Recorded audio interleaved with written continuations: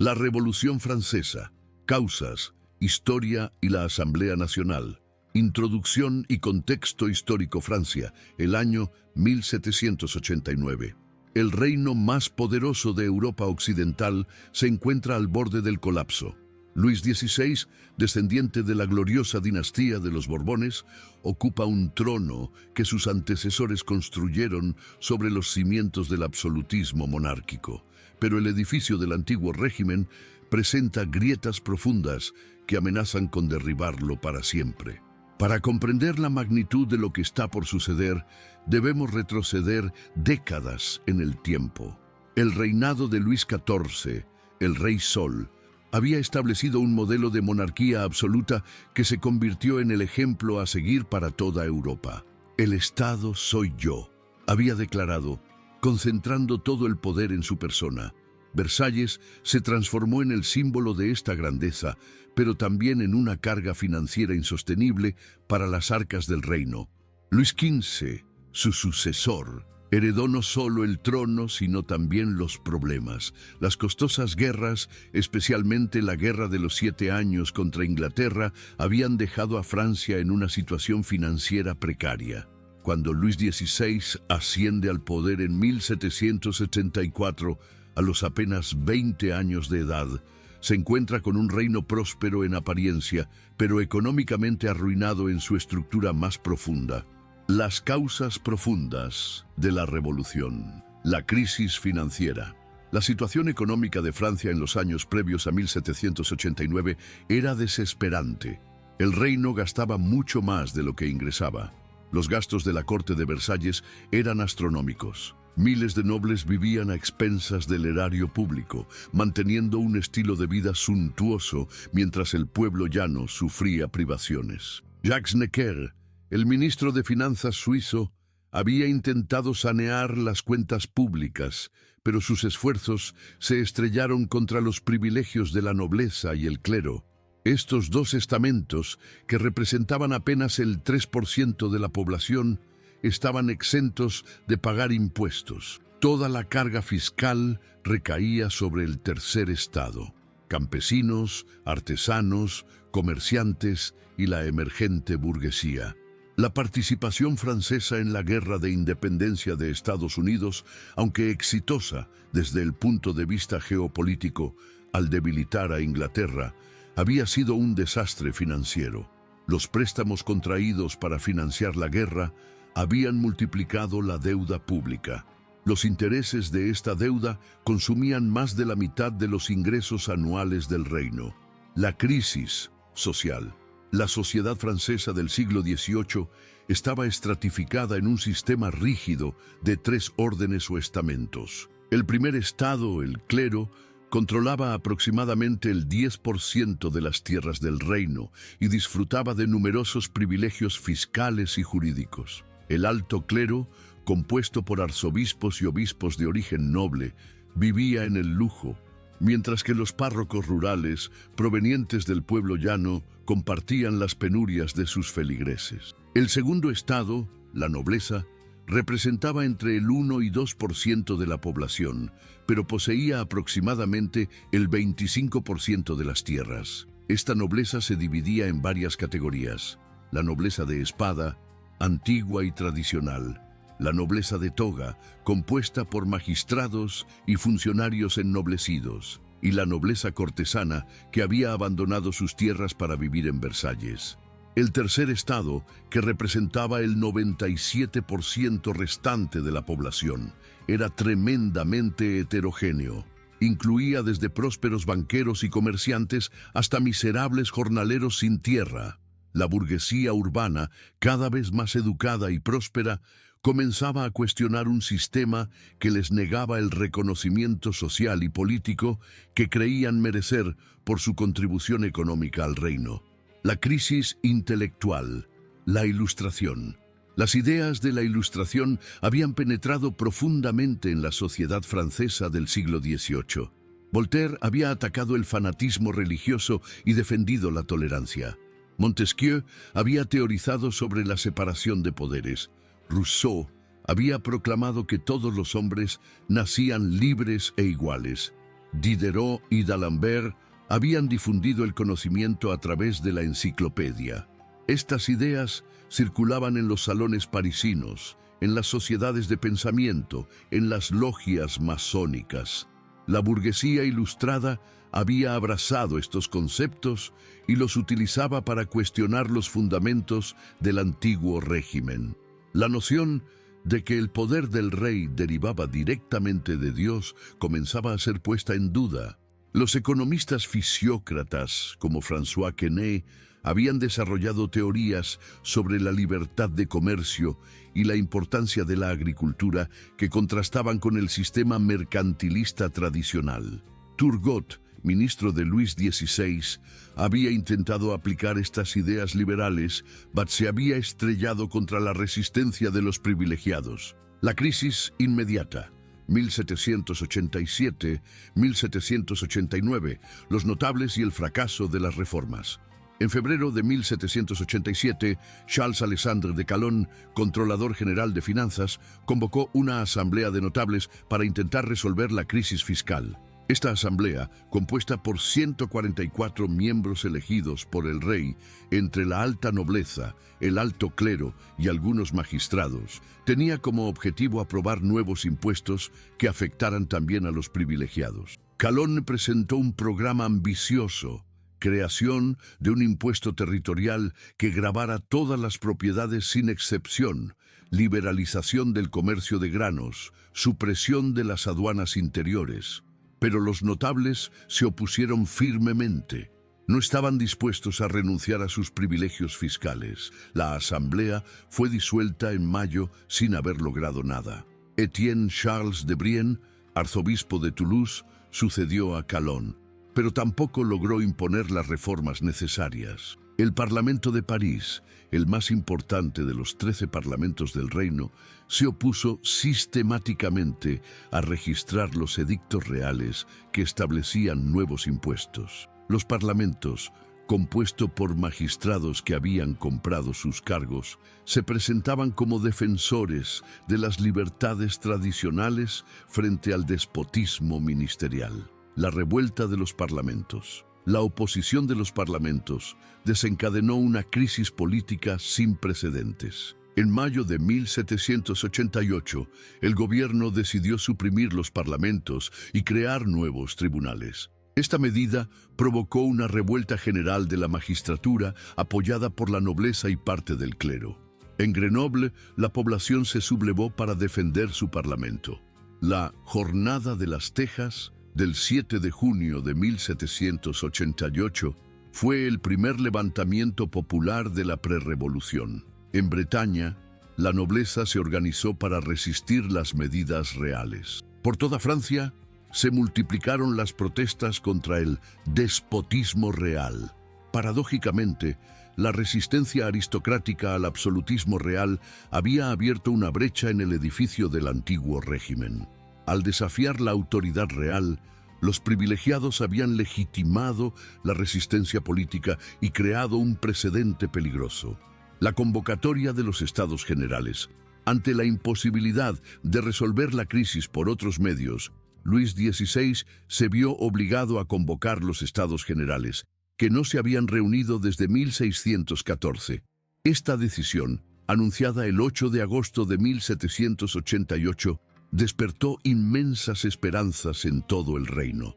Los Estados Generales eran una institución medieval que reunía a los representantes de los 3 órdenes del reino. Su convocatoria implicaba reconocer que el rey no podía gobernar solo, que necesitaba el consentimiento de la nación. Para muchos, representaba la posibilidad de una regeneración del reino, de una vuelta a las libertades tradicionales perdidas bajo el absolutismo. Pero inmediatamente surgieron controversias sobre la forma de esta convocatoria. Se seguirían las formas de 1614. Los 3 órdenes tendrían el mismo número de representantes, se votaría por estamento o por cabeza. Estas preguntas aparentemente técnicas ocultaban problemas políticos fundamentales. El Parlamento de París, restablecido después de su supresión, exigió que los Estados Generales se reunieran según las formas de 1614. Esta posición conservadora decepcionó profundamente al Tercer Estado, que esperaba una representación más equitativa. El famoso panfleto del abate Sieyès, ¿Qué es el Tercer Estado?, publicado en enero de 1789, expresó esta frustración. ¿Qué es el Tercer Estado? Todo. ¿Qué ha sido hasta ahora en el orden político? Nada. ¿Qué pide? Llegar a ser algo. Los cuadernos de quejas y las elecciones. La redacción de los cuadernos, la convocatoria de los Estados Generales, iba acompañada de la redacción de cuadernos de quejas en cada circunscripción electoral. Estos documentos, que debían recoger las aspiraciones y reivindicaciones de cada orden, constituyeron un extraordinario ejercicio de consulta popular. En las parroquias rurales, los campesinos se reunieron para exponer sus problemas: el peso de los impuestos, las cargas feudales, la carestía de los granos, los abusos de los señores. Muchos no sabían escribir, pero dictaron sus quejas a los escribanos locales, generalmente el maestro de escuela o el notario. En las ciudades, los artesanos y comerciantes aprovecharon la ocasión para denunciar las trabas gremiales, los monopolios, las aduanas interiores que entorpecían el comercio. La burguesía ilustrada desarrolló programas completos de reforma política y social, inspirándose en las ideas de la Ilustración. Los cuadernos del clero reflejaban la división entre alto y bajo clero. Los párrocos rurales denunciaban las desigualdades dentro de la Iglesia y reclamaban una mejor distribución de las rentas eclesiásticas. El alto clero, por su parte, defendía los privilegios tradicionales de la Iglesia. La nobleza, en sus cuadernos, se mostraba dividida entre una corriente liberal, influida por las ideas ilustradas, y una corriente conservadora, apegada a los privilegios tradicionales. Muchos nobles aceptaban el principio de la igualdad fiscal, pero se oponían a cualquier ataque contra sus derechos feudales. Las elecciones. Las elecciones a los Estados Generales se desarrollaron entre marzo y abril de 1789, según un sistema complejo que variaba según los órdenes y las regiones. Para el clero y la nobleza, el sufragio era directo. Todos los miembros de estos órdenes con cierta renta podían votar. Para el Tercer Estado, el sistema era más complicado. En las ciudades, votaban todos los hombres de 25 años inscritos en los roles de impuestos. En el campo, las elecciones eran indirectas. Las asambleas parroquiales elegían delegados que, a su vez, elegían a los diputados en asambleas de bailía o senescalía. Este sistema electoral, aunque limitado según los criterios modernos, fue el más democrático de su época. Millones de franceses participaron por primera vez en un proceso electoral nacional. La politización de la sociedad francesa, que se aceleraría durante la Revolución, comenzó en estas elecciones de primavera de 1789. Los resultados reflejaron las aspiraciones de cambio que animaban al país.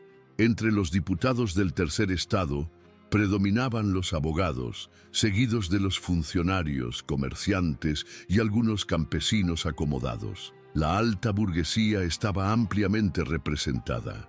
Muchos de estos hombres se habían formado en las ideas de la Ilustración y llegaban a Versalles con programas precisos de reforma. La apertura de los Estados Generales. El ceremonial de Versalles. El 5 de mayo de 1789, los Estados Generales se abrieron solemnemente en Versalles con una ceremonia que respetó escrupulosamente el protocolo tradicional. Luis XVI, vestido con sus hábitos reales, presidía la sesión en el Salón de los Menus Plaisir, especialmente acondicionado para la ocasión. Los diputados habían desfilado el día anterior en procesión desde la iglesia de Notre Dame hasta la de Saint-Louis. El contraste era llamativo. Los diputados del clero vestían sus hábitos eclesiásticos, los de la nobleza lucían trajes bordados de oro, sombreros emplumados y espadas, mientras los del Tercer Estado llevaban austeros trajes negros, como correspondía a su rango. Esta diferencia de atuendo simbolizaba las desigualdades del antiguo régimen que los diputados del Tercer Estado habían venido a combatir. Muchos de ellos vivieron esta ceremonia como una humillación, un recordatorio de su inferioridad social que contravenía sus aspiraciones de igualdad. El rey pronunció un discurso prudente en el que evitó comprometerse con reformas precisas. Habló de la necesidad de restablecer las finanzas del reino, pero sin mencionar los cambios estructurales que reclamaba el Tercer Estado. El ministro de Finanzas, Necker, presentó un informe detallado sobre la situación financiera que confirmó la gravedad de la crisis. El problema de la verificación de poderes. Inmediatamente después de la ceremonia de apertura, surgió el primer conflicto. Según la tradición, cada orden debía verificar separadamente los poderes de sus diputados, es decir, comprobar la validez de sus credenciales. Pero los diputados del Tercer Estado se opusieron a este procedimiento. Exigían una verificación común de todos los poderes, lo que implicaba que los tres órdenes se reunieran en una sola asamblea. Esta demanda aparentemente técnica ocultaba una estrategia política fundamental. Si se votaba por cabeza en lugar de por estamento, el Tercer Estado, que tenía tantos diputados como los otros dos órdenes juntos, podría contar con el apoyo de parte del clero y de la nobleza liberal para imponer sus reformas. Durante 6 semanas, los diputados del Tercer Estado permanecieron en una especie de huelga, negándose a constituirse como estamento separado. Se limitaron a reunirse en el salón que se les había asignado, sin tomar ninguna decisión importante. Esta táctica dilatoria respondía a una estrategia calculada. Esperaban que la presión de la opinión pública y la urgencia de la crisis financiera obligaran a los otros órdenes a ceder. El juramento del juego de pelota. La constitución de la Asamblea Nacional. El 17 de junio de 1789, tras semanas de bloqueo, los diputados del Tercer Estado decidieron pasar a la acción. Por propuesta del abate Sieyès, se constituyeron en Asamblea Nacional, declarando que representaban al 96% de la nación. Esta decisión era revolucionaria en el sentido más literal del término. Al proclamarse Asamblea Nacional, los diputados del Tercer Estado rompían con el sistema tradicional de los tres órdenes y se arrogaban la representación de toda la nación. Implícitamente, negaban la legitimidad de las divisiones estamentales del antiguo régimen. Jean-Sylvain Bailly, astrónomo y matemático parisino, fue elegido presidente de esta nueva asamblea. Los diputados se atribuyeron inmediatamente el poder de consentir los impuestos, declarando ilegales todas las contribuciones que no hubieran sido aprobadas por ellos. Algunos diputados del bajo clero, encabezados por el arzobispo de Vienne, se adhirieron a la Asamblea Nacional. Esta adhesión era crucial porque legitimaba la pretensión del Tercer Estado de representar a toda la nación, no solo a un estamento. El juramento del 20 de junio. El 20 de junio, cuando los diputados se dirigieron a su sala habitual, la encontraron cerrada por orden real. Oficialmente, se trataba de prepararla para una sesión real, pero los diputados interpretaron esta medida como un intento de disolverlos. Bajo la lluvia, se dirigieron al cercano juego de pelota, una sala destinada a un deporte precursor del tenis. Allí, por propuesta de Jean-Baptiste Pierre Bailly y bajo la presidencia de Bailly, prestaron un juramento solemne que pasaría a la historia.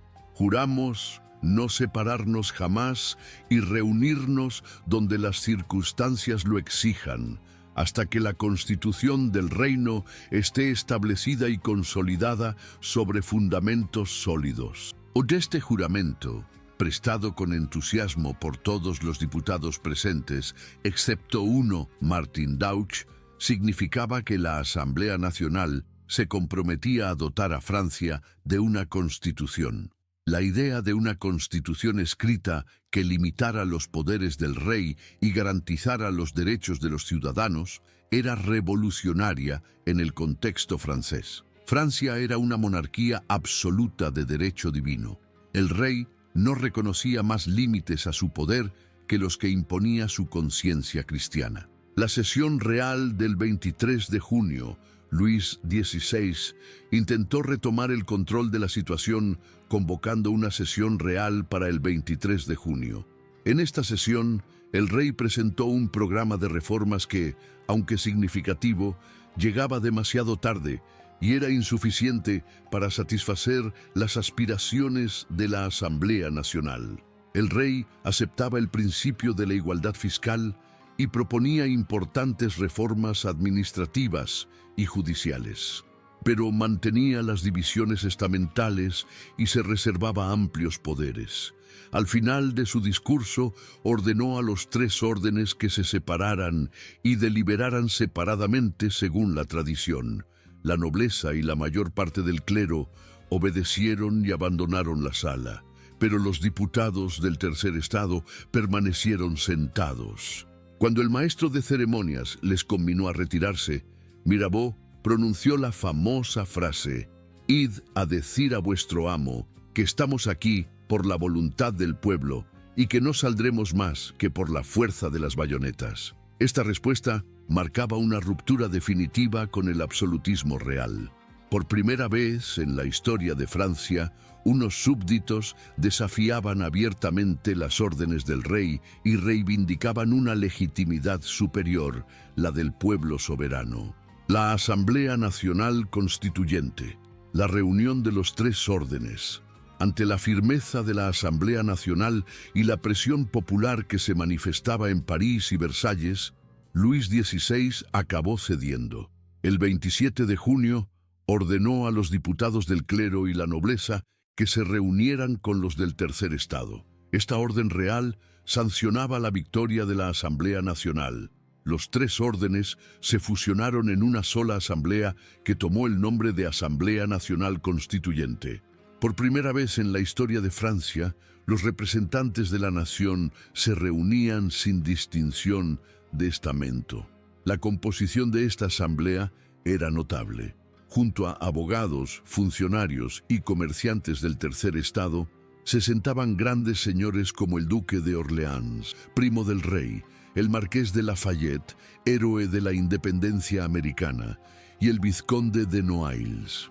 Una parte significativa de la nobleza había abrazado las ideas liberales. Entre los eclesiásticos destacaban figuras como el abate Gregoire, defensor de la igualdad racial, y el obispo de Autun, Talleyrand, futuro artífice de la diplomacia napoleónica. El bajo clero, próximo a las preocupaciones populares, constituía la mayoría de los diputados eclesiásticos. Los primeros trabajos constitucionales. La Asamblea Constituyente se organizó rápidamente para cumplir su misión: dotar a Francia de una constitución. Se formaron comités especializados para tratar las diferentes cuestiones: constitución, finanzas, feudalidad, comercio. Desde el principio se manifestaron diferentes corrientes políticas. Los patriotas o nacionales, partidarios de reformas profundas, se agruparon en torno a figuras como Sieyès, Bailly o Barnave. Los monárquicos o aristocráticos, aunque aceptaban ciertas reformas, querían preservar lo esencial del antiguo régimen. Estas divisiones se acentuaron con la formación de clubes políticos. El Club Breton, fundado por diputados de Bretaña, se convirtió rápidamente en el lugar de reunión de los patriotas más decididos. Más tarde se transformaría en el famoso Club de los Jacobinos. La Asamblea decidió simultanear la elaboración de la Constitución con la resolución de los problemas más urgentes del reino. Esta decisión respondía tanto a necesidades prácticas como a consideraciones políticas. Era necesario mostrar inmediatamente los beneficios del nuevo régimen. Los acontecimientos de julio, la toma de la Bastilla, Mientras la Asamblea deliberaba en Versalles, la situación en París se deterioraba rápidamente. La crisis económica se agravaba. El precio del pan, alimento básico de las clases populares, había alcanzado niveles récord. El desempleo se extendía entre los artesanos. A principios de julio, Luis XVI decidió destituir a Necker, el popular ministro de Finanzas, y llamar a tropas extranjeras para restablecer el orden. Estas medidas fueron interpretadas por los parisinos como preparativos para un golpe de fuerza contra la Asamblea Nacional. El 12 de julio, la noticia de la destitución de Necker provocó manifestaciones en París. En el Palais Royal, propiedad del duque de Orleans y centro de la agitación política, oradores improvisados arengaban a la multitud. El joven abogado Camille Desmoulins pronunció un discurso inflamado que contribuyó a levantar al pueblo de París. Los manifestantes se dirigieron a los Inválidos, donde se apoderaron de miles de fusiles, pero necesitaban pólvora. La Bastilla, antigua fortaleza real convertida en prisión de Estado, albergaba importantes depósitos de pólvora. El 14 de julio de 1789, una multitud compuesta por artesanos, comerciantes y obreros del barrio de Saint-Antoine se dirigió hacia la fortaleza. El gobernador de la Bastilla, Bernard René Jourdan de Launay, intentó negociar, pero las discusiones se prolongaron sin resultado. La multitud, cada vez más impaciente, acabó asaltando la fortaleza. Después de varias horas de combate, los defensores se rindieron. Delaunay fue linchado por la multitud. La toma de la Bastilla tuvo un valor simbólico inmenso. La fortaleza representaba el despotismo real, la prisión donde se encerraba a los opositores sin juicio. Su destrucción simbolizaba la caída del antiguo régimen y el triunfo del pueblo. La noche del 4 de agosto. El gran miedo en los campos. La revolución urbana tuvo inmediatamente repercusiones en los campos. A partir de mediados de julio, una ola de pánico, conocida como el Gran Miedo, se extendió por las zonas rurales de Francia. Los campesinos, atemorizados por rumores sobre la llegada de brigands que vendrían a saquear sus cosechas, se armaron y organizaron milicias. Pero este miedo se transformó rápidamente en revuelta contra los señores. Un poco por todas partes, los campesinos atacaron los castillos, quemaron los archivos señoriales donde se registraban sus obligaciones feudales y se negaron a pagar los derechos señoriales. Estas revueltas rurales pusieron a la Asamblea Constituyente ante un dilema. No podía aprobar la violencia, pero tampoco podía ignorar las aspiraciones campesinas. La abolición de la feudalidad, que figuraba entre las reivindicaciones del Tercer Estado, se convirtió en una urgencia política. La nobleza liberal, consciente de que el orden antiguo se desmoronaba, decidió tomar la iniciativa. Era preferible ceder con gracia antes que ver sus privilegios abolidos por la fuerza. Esta estrategia de revolución desde arriba permitiría conservar lo esencial salvando las apariencias. La sesión nocturna, la noche del 4 de agosto de 1789, quedó grabada en la historia como la noche de la abolición de los privilegios. La sesión comenzó con un discurso del vizconde de Noailles, que propuso la supresión de las cargas feudales que pesaban sobre las tierras. Su propuesta fue inmediatamente apoyada por el duque de Aiguillon, uno de los más ricos propietarios de Francia. Esta iniciativa de la nobleza liberal desencadenó una emulación extraordinaria. Uno tras otro, los diputados subieron a la tribuna para renunciar a sus privilegios. El duque de Châtelet renunció a los derechos de caza. El marqués de Saint-Fargeau abandonó la justicia señorial. Los representantes del clero renunciaron al diezmo eclesiástico. Las ciudades sacrificaron sus privilegios municipales. Las provincias abandonaron sus fueros particulares. En unas pocas horas, todo el edificio jurídico del antiguo régimen se desmoronó. Los diputados, presos de una especie de éxtasis colectivo, proclamaron que todos los franceses serían iguales ante la ley que los empleos públicos serían accesibles a todos según el mérito, que la justicia sería gratuita. Esta noche del 4 de agosto no fue improvisada. Los dirigentes del Partido Patriota, particularmente el Comité de los 30, que se reunía en casa de Adrien Duport, habían preparado cuidadosamente esta operación. Sabían que era necesario un gesto espectacular para canalizar la revolución popular y evitar que se volviera contra la propiedad burguesa. Las consecuencias jurídicas. Los decretos del 4 al 11 de agosto abolieron oficialmente el régimen feudal en Francia.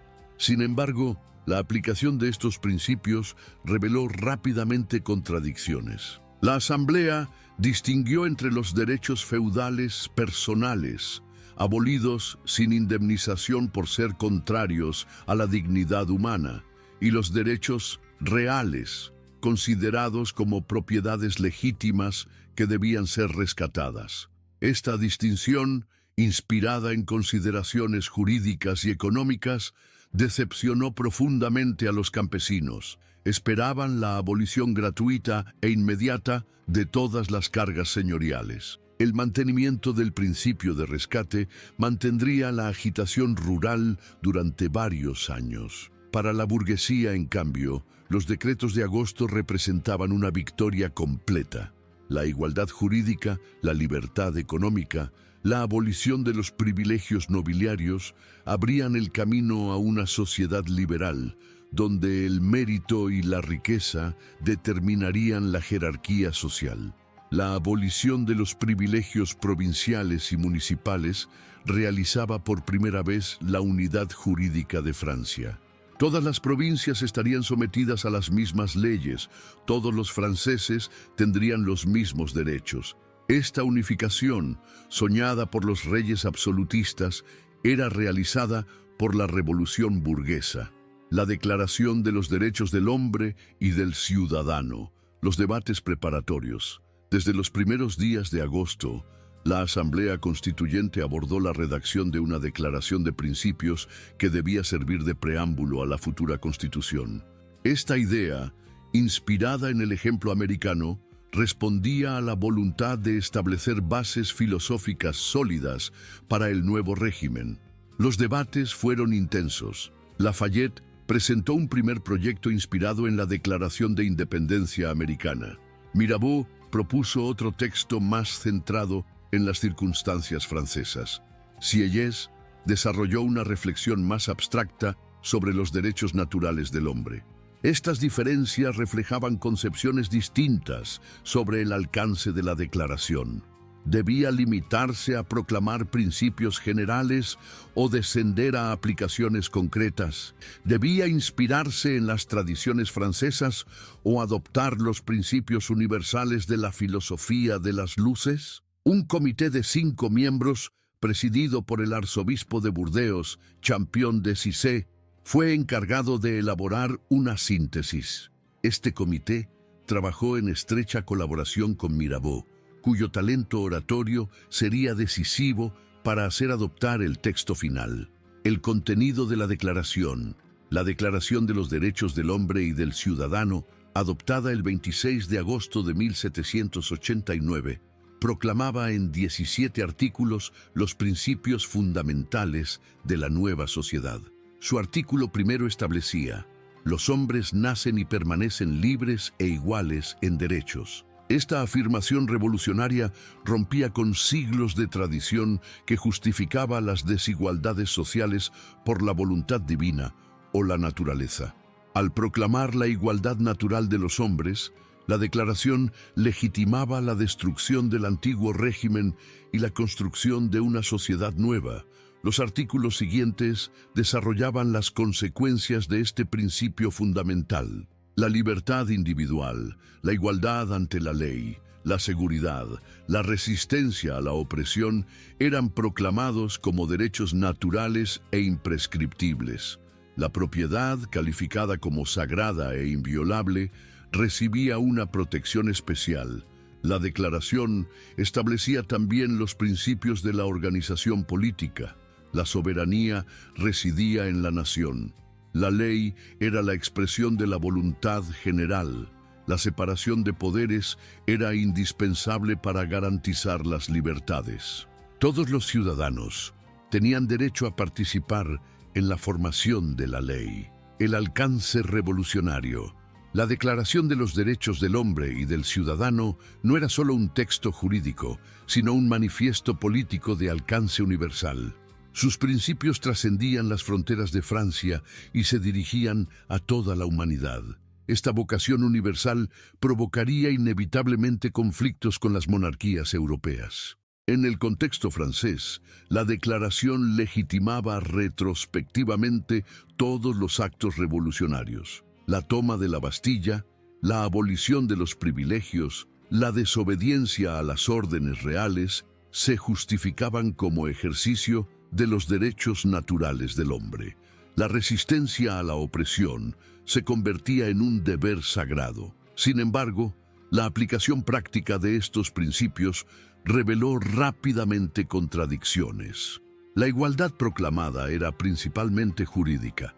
Todos serían iguales ante la ley, pero las desigualdades económicas y sociales subsistirían. La libertad tenía límites. El voto estaría reservado a los ciudadanos activos que pagaran un mínimo de impuestos. La declaración guardaba también silencios significativos. No mencionaba los derechos políticos de las mujeres, que quedarían excluidas de la ciudadanía activa. No abordaba la cuestión de la esclavitud en las colonias, cuya abolición sería diferida hasta 1794. Estos límites reflejaban las contradicciones de una revolución burguesa que proclamaba principios universales, pero los aplicaba de manera restrictiva. La elaboración de la Constitución, los grandes principios constitucionales. Tras la adopción de la Declaración de Derechos, la Asamblea Constituyente abordó la tarea más compleja: elaborar una constitución que organizara los poderes públicos según los principios proclamados. Esta empresa no tenía precedentes en Francia, donde la monarquía absoluta había concentrado todos los poderes en manos del rey. El Comité de Constitución, presidido por Jean-Joseph Mounier, adoptó como principio fundamental la separación de poderes teorizada por Montesquieu. El poder legislativo correspondería a la Asamblea Nacional. El poder ejecutivo sería ejercido por el rey, pero bajo control de la Asamblea. El poder judicial sería independiente y los jueces serían elegidos por el pueblo. Esta arquitectura constitucional planteaba inmediatamente la cuestión del equilibrio entre los poderes. Los monárquicos, dirigidos por Mounier y Malouet, querían un ejecutivo fuerte, capaz de resistir las pasiones populares. Proponían un sistema bicameral, con una Cámara Alta que representara los intereses conservadores y un veto absoluto del rey sobre las leyes. Los patriotas, por el contrario, desconfiaban del poder ejecutivo y querían subordinarlo al legislativo. Exigían una sola cámara, expresión directa de la soberanía nacional, y limitaban el veto real a un simple veto suspensivo que retrasara la aplicación de las leyes sin impedirla definitivamente.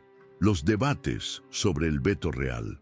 El debate sobre el veto real ocupó la Asamblea durante todo el mes de septiembre de 1789. Esta cuestión aparentemente técnica enfrentaba dos concepciones opuestas de la monarquía constitucional. ¿El rey sería solo el primer funcionario de la nación o conservaría una autoridad propia derivada de la tradición? Mirabeau defendió brillantemente el veto real. En sus discursos desarrolló una teoría del equilibrio constitucional, según la cual el veto real protegería al pueblo contra las pasiones de sus representantes. El pueblo francés, declaró, no es una masa de individuos aislados. Es una asociación de hombres libres que han elegido representantes para hacer las leyes y un rey para ejecutarlas. Pero esta posición se enfrentó a la hostilidad de la mayoría patriota. Pétion de Villeneuve denunció el veto como un residuo del despotismo. ¿Qué es el veto real?, preguntó. Es el derecho concedido a un solo hombre de oponerse a la voluntad de 25 millones de hombres. Es la más monstruosa de las instituciones. La opinión pública parisina, movilizada por los periódicos patriotas, se pronunció masivamente contra el veto absoluto. Panfletos y caricaturas ridiculizaron a los aristócratas que querían conservar el despotismo bajo otra forma. La presión popular pesó decisivamente sobre las deliberaciones de la Asamblea. Finalmente, el veto suspensivo fue adoptado por 673 votos contra 325. El rey podría oponerse a una ley votada por la Asamblea, pero si ésta la votaba de nuevo en 2 legislaturas sucesivas, se convertiría en definitiva. Este compromiso satisfacía relativamente a los patriotas sin excluir totalmente la prerrogativa real. La cuestión de la Cámara Alta. El debate sobre el bicameralismo fue igualmente intenso. Los partidarios de una Cámara Alta, inspirados en el modelo inglés, argumentaban que una sola asamblea sería presa de las pasiones democráticas. Una Cámara de Senadores, elegidos por un periodo más largo y con condiciones más restrictivas, aportaría la sabiduría y la moderación necesarias. Sieyès se opuso enérgicamente a esta propuesta. En su famoso discurso del 7 de septiembre, desarrolló una teoría de la representación según la cual solo una cámara podía expresar auténticamente la voluntad nacional. Si la Cámara Alta está de acuerdo con la Cámara Baja, argumentó, es inútil. Si está en desacuerdo, es perjudicial. Los adversarios del bicameralismo denunciaron la Cámara Alta como un refugio para la aristocracia. Temían que los grandes propietarios y los antiguos nobles utilizaran esta institución para sabotear las reformas revolucionarias. La experiencia inglesa, donde la Cámara de los Lores representaba la aristocracia hereditaria, reforzaba estos temores. La Asamblea rechazó el bicameralismo por 849 votos contra 89.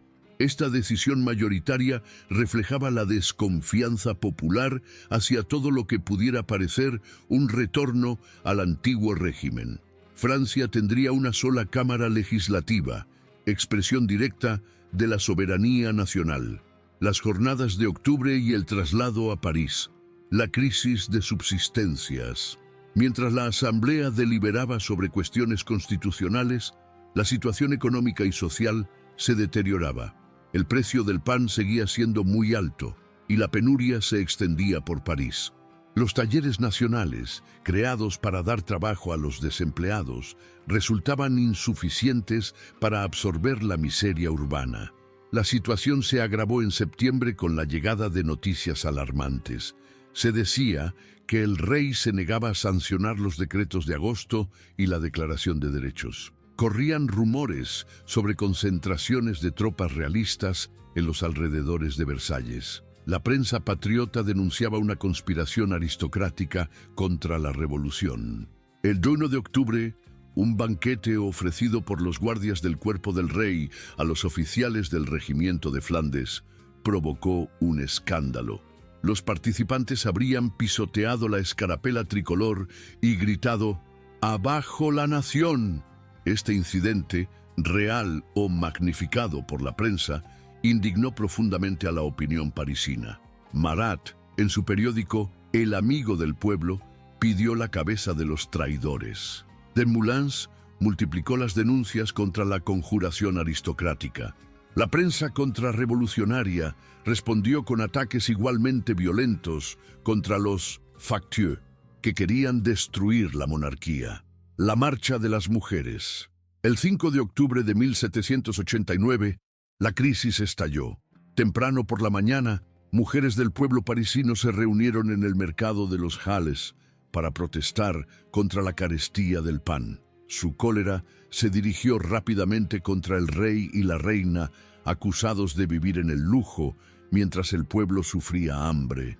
Varias miles de mujeres, armadas con picas, cuchillos y fusiles, se dirigieron hacia el Hotel de Ville, Exigían pan y armas. Algunos miembros de la comuna intentaron calmarlas, pero fueron desbordados por la determinación popular. Las mujeres se apoderaron de cañones y partieron hacia Versalles. Esta marcha de las mujeres no fue un movimiento espontáneo.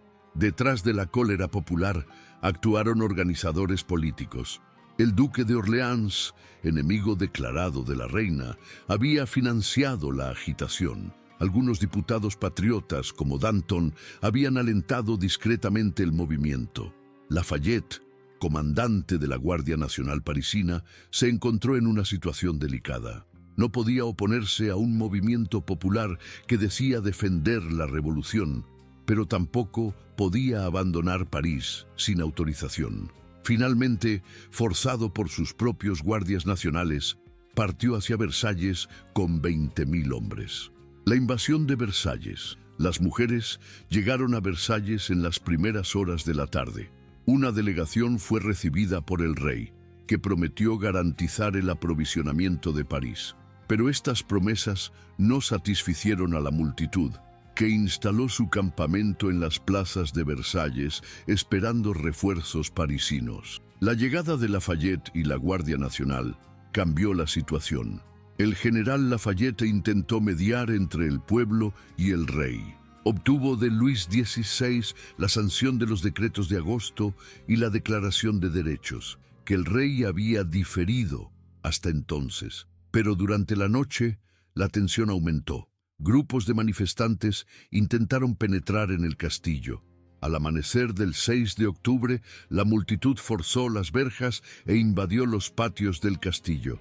Algunos guardias del cuerpo fueron masacrados. La reina tuvo que refugiarse en los apartamentos del rey.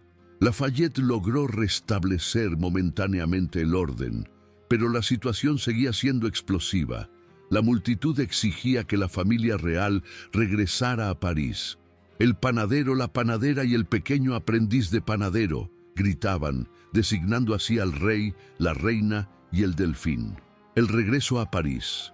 Ante la presión popular, Luis XVI acabó cediendo. Aceptó regresar a París con su familia. El cortejo que partió de Versalles hacia el mediodía ofrecía un espectáculo extraordinario.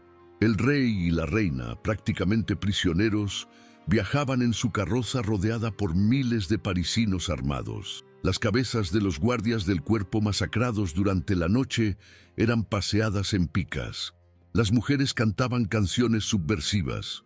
Los guardias nacionales intentaban mantener un mínimo de orden, pero el poder real había perdido toda autoridad.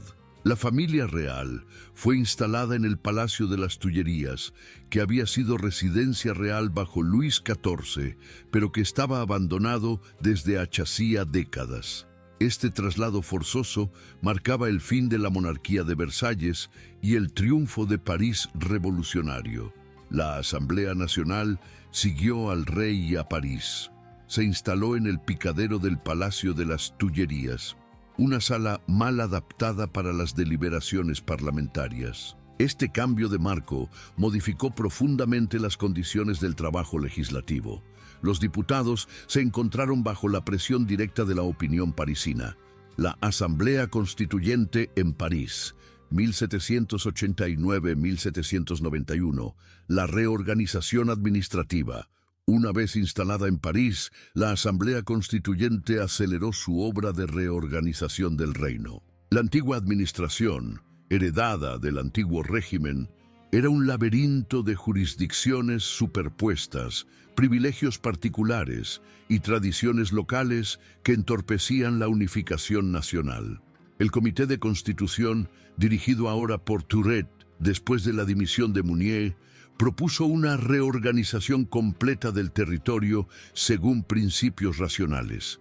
Francia sería dividida en departamentos de superficie aproximadamente igual, subdivididos en distritos, cantones y municipios. Esta división geométrica chocaba con las tradiciones históricas. Las antiguas provincias, que conservaban un fuerte sentimiento de identidad, desaparecían en beneficio de circunscripciones artificiales. Normandía, Bretaña, Borgoña, nombres cargados de historia eran reemplazados por denominaciones geográficas neutrales. El decreto del 22 de diciembre de 1789 creó 83 departamentos. Sus nombres se inspiraron en accidentes geográficos, ríos, montañas, mares.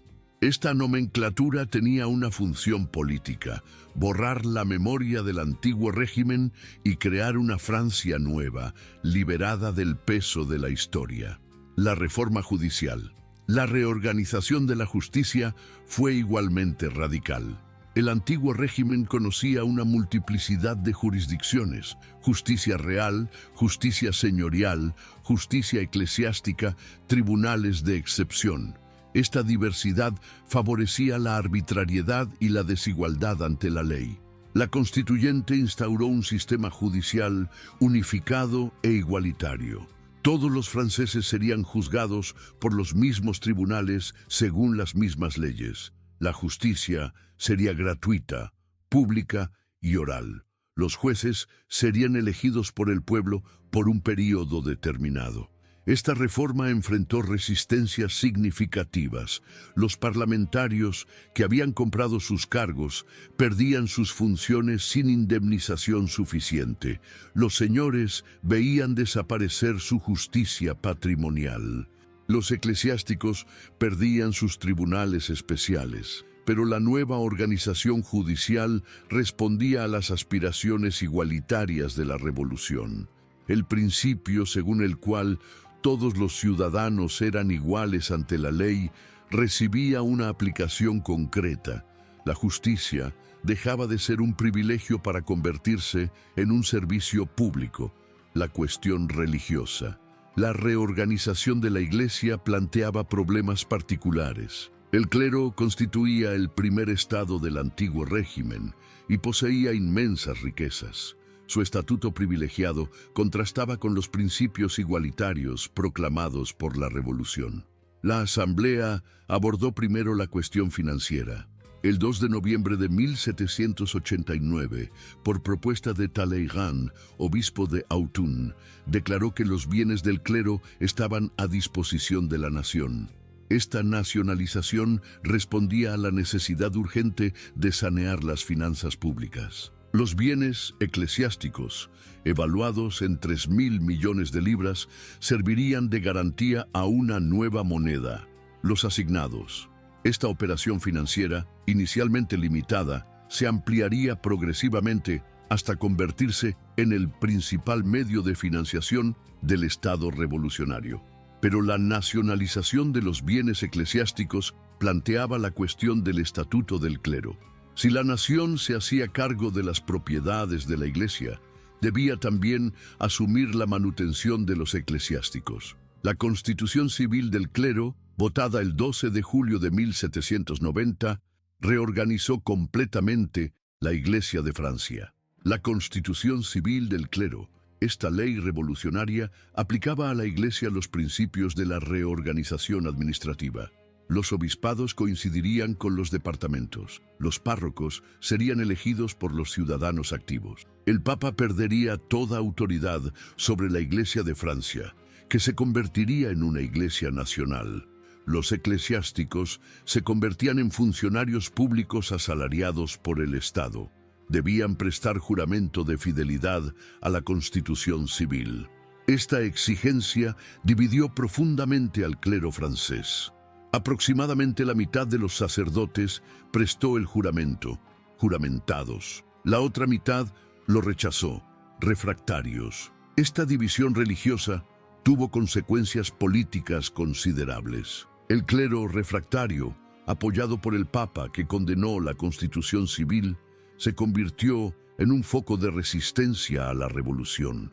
Las regiones donde predominaban los sacerdotes refractarios se volvieron hostiles a las autoridades revolucionarias. La cuestión religiosa, inicialmente secundaria, se convirtió así en uno de los principales factores de división política. La revolución, que había comenzado con el apoyo de una parte del clero, se encontraba enfrentada a la Iglesia Católica. La Asamblea Legislativa, 1791-1792. las elecciones y la nueva clase política. La Constitución de 1791, finalmente adoptada en septiembre, preveía la renovación completa de la Asamblea Nacional. Los diputados constituyentes, por decisión de Robespierre, se habían declarado inelegibles para la nueva legislatura. Esta medida, conocida como el Decreto de Marc Saint-Pol, tenía como objetivo evitar la perpetuación en el poder de los mismos hombres. Las elecciones de agosto-septiembre de 1791 se desarrollaron según el sistema del sufragio censitario establecido por la Constitución. Solo los ciudadanos activos que pagaran un impuesto equivalente al valor de 3 jornadas de trabajo podían votar. Para ser elegido diputado, era necesario pagar un impuesto equivalente al marco de plata, es decir, aproximadamente 50 jornadas de trabajo. Este sistema electoral restrictivo excluía a las clases populares del poder político. De aproximadamente 26 millones de habitantes, solo 4.300.000 eran ciudadanos activos. Los elegibles para la Asamblea no superaban los 50.000. La revolución burguesa mostraba así sus límites sociales. Los nuevos diputados provenían masivamente de la burguesía provincial. Abogados, propietarios, comerciantes, funcionarios constituían la inmensa mayoría de la Asamblea Legislativa. Esta homogeneidad sociológica contrastaba con la diversidad de la constituyente, donde la nobleza y el clero estaban todavía representados. Los grupos políticos. Sin la experiencia de la constituyente, los nuevos diputados se organizaron rápidamente en grupos políticos. El Club de los Jacobinos, trasladado de Versalles a París, se había convertido en el principal centro de la política revolucionaria. Su sociedad madre, instalada en el antiguo convento de los Jacobinos, controlaba una red de sociedades afiliadas en toda Francia. En la Asamblea Legislativa, los jacobinos se dividieron en varias tendencias. Los girondinos, llamados así porque muchos de sus dirigentes provenían del departamento de la Gironda, ocuparon rápidamente una posición dominante. Brissot, Vergniaud, Guadet, Roland se convirtieron en las figuras más influyentes de la nueva mayoría.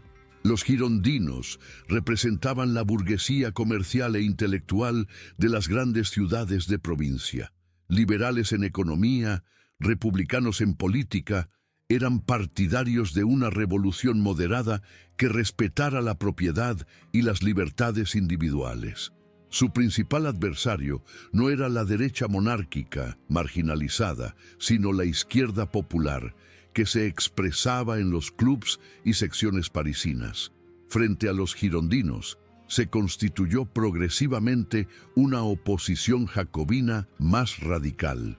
Robespierre, aunque no fuera diputado, ejercía una influencia considerable desde la tribuna del Club de los Jacobinos. Marat continuaba su agitación a través de su periódico. Danton dominaba la política municipal parisina, la cuestión de la guerra. El principal debate que dividió a la Asamblea Legislativa concernía a la actitud que debía adoptarse hacia las potencias europeas. Desde el inicio de la Revolución, las monarquías vecinas observaban con inquietud los acontecimientos franceses. La Declaración de Principios Universales, la abolición de los privilegios nobiliarios, el cuestionamiento del derecho divino de los reyes amenazaban el equilibrio europeo. Los hermanos del rey, el conde de Provenza y el conde de Artois, habían emigrado y organizaban desde el extranjero la resistencia al nuevo régimen. En Coblenza, bajo la protección del elector de Tréveris, reunían nobles emigrados y preparaban la contrarrevolución armada. Sus manifiestos amenazaban con restablecer por la fuerza el antiguo régimen. Ante esta amenaza exterior, los revolucionarios se dividieron. Brissot y los girondinos preconizaban una guerra preventiva contra las tiranías europeas. Argumentaban que la revolución no podría consolidarse mientras subsistiera la amenaza contrarrevolucionaria. La guerra revolucionaria uniría a los franceses contra el enemigo exterior y propagaría los principios de libertad e igualdad por toda Europa. Robespierre se opuso enérgicamente a esta política belicista.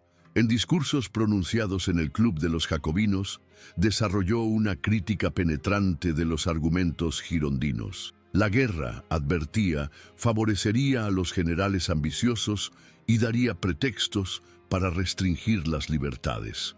El verdadero peligro no venía del exterior, sino del interior, de los enemigos del pueblo, que aprovechaban las dificultades para sabotear la revolución. La declaración de guerra. A pesar de las advertencias de Robespierre, la mayoría girondina impuso su política de guerra. La situación internacional se deterioró rápidamente durante el invierno de 1791-1792. El emperador Leopoldo II y el rey de Prusia Federico Guillermo II habían firmado la declaración de Pillnitz, que amenazaba con intervenir en Francia para restablecer la autoridad real. Luis XVI, secretamente favorable a una guerra que esperaba que fuera perdida por los revolucionarios, apoyó paradójicamente la política girondina. El 20 de abril de 1792, a propuesta del rey, la Asamblea Legislativa declaró la guerra al rey de Bohemia y Hungría, es decir, al emperador de Austria Francisco II, que había sucedido a Leopoldo II. Esta declaración de guerra fue votada por una mayoría aplastante. Solo 7 diputados votaron en contra. El entusiasmo belicista se había apoderado de la Asamblea. Los diputados cantaron la Marsellesa, el himno compuesto por Rouget de Lille, que se convertiría en el canto de guerra de la Revolución. Pero las primeras operaciones militares fueron desastrosas. El ejército francés, desorganizado por la emigración de numerosos oficiales nobles, sufrió reveses humillantes. La disciplina se desmoronó. Algunos regimientos huyeron sin combatir. Los generales fueron acusados de traición. La crisis final de la monarquía constitucional, la radicalización popular. Los fracasos militares aceleraron la radicalización política. En París, las secciones populares acusaron al rey y la reina de connivencia con el enemigo. La correspondencia secreta de Luis XVI con las potencias extranjeras, aunque no fuera conocida en sus detalles, era sospechada por la opinión popular. Los sans-culottes parisinos, llamados así porque llevaban pantalones largos en lugar de las calzas de la aristocracia, se organizaron políticamente. En las secciones de los barrios populares, artesanos, pequeños comerciantes, obreros, deliberaban cada noche sobre los asuntos políticos. Su democracia directa contrastaba con el sistema representativo de la burguesía. Estos sans-culottes desarrollaron una ideología política original. Igualitarios radicales, denunciaban no solo los privilegios de nacimiento, sino también las desigualdades de fortuna. Partidarios de la democracia directa, desconfiaban de los representantes y querían controlar permanentemente su acción. Sus reivindicaciones desbordaban ampliamente el marco de la revolución burguesa. Exigían el sufragio universal, la limitación del derecho de propiedad, la regulación de los precios. Sus peticiones inquietaban a la burguesía girondina, que había querido utilizar al pueblo contra la aristocracia, pero no deseaba ser desbordada por él. La jornada del 20 de junio. La tensión entre el pueblo parisino y la monarquía constitucional estalló el 20 de junio de 1792. Ese día, para conmemorar el tercer aniversario del juramento del juego de pelota, miles de parisinos armados invadieron la Asamblea Legislativa y después el Palacio de las Tullerías. Esta manifestación, organizada por los dirigentes girondinos, tenía como objetivo presionar al rey para que sancionara los decretos contra los sacerdotes refractarios y aceptara la formación de un campo de 20.000 federados en París. Pero el movimiento popular desbordó rápidamente a sus organizadores. Los manifestantes penetraron en los apartamentos reales y conminaron al rey a retirar su veto. Luis XVI, con notable sangre fría, se negó a ceder. Tocado con el gorro frigio que le habían puesto en la cabeza, brindó por la salud de la nación, pero mantuvo su posición política. Esta jornada marcó la ruptura definitiva entre la monarquía y el pueblo parisino. Las imágenes del rey humillado, obligado a beber a la salud de sus enemigos, circularon por toda Europa. La dignidad real había recibido un golpe mortal. Los últimos intentos de salvación Lafayette intentó una última maniobra para salvar la monarquía constitucional. El 28 de junio abandonó su ejército sin autorización y se presentó ante la Asamblea para denunciar los factieux que querían destruir la libertad. Propuso cerrar el Club de los Jacobinos y restablecer la autoridad real. Pero Lafayette llegaba demasiado tarde.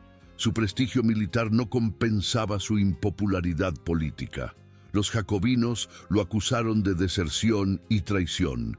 Su tentativa de golpe de Estado legal fracasó lamentablemente.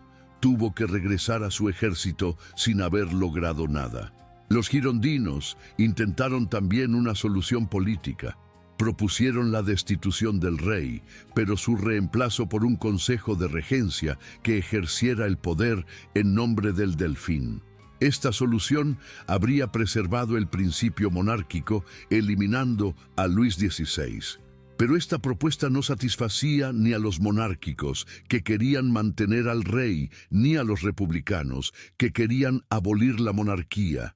La polarización política hacía imposible cualquier compromiso. Solo quedaba la prueba de fuerza, la declaración de la patria en peligro. El 11 de julio de 1792, ante el avance de los ejércitos enemigos, la Asamblea Legislativa proclamó que la patria está en peligro. Esta declaración solemne movilizó a toda la nación para la defensa del territorio y de la revolución. El manifiesto del duque de Brunswick, comandante de los ejércitos coligados, había exacerbado el patriotismo revolucionario. Este documento amenazaba con destruir París si se atentaba contra la familia real. Para los parisinos era la prueba de la connivencia entre el rey y el enemigo. Voluntarios de toda Francia confluyeron hacia París. Los federados marselleses trajeron consigo el himno de Rouget de Lisle, que tomaría el nombre de Marsellesa. Estos hombres, imbuidos del espíritu revolucionario, radicalizaron aún más la atmósfera política parisina. La Asamblea autorizó el reclutamiento de federados en cada departamento. Oficialmente, se trataba de defender París contra el enemigo exterior. En realidad, estas fuerzas populares se preparaban para el asalto final contra la monarquía. Así concluye el primer período de la Revolución Francesa, marcado por la transformación de una crisis financiera en una revolución política que había destruido el antiguo régimen y establecido una monarquía constitucional. Pero esta monarquía constitucional, minada por sus contradicciones internas y amenazada por la guerra exterior, estaba condenada a desaparecer.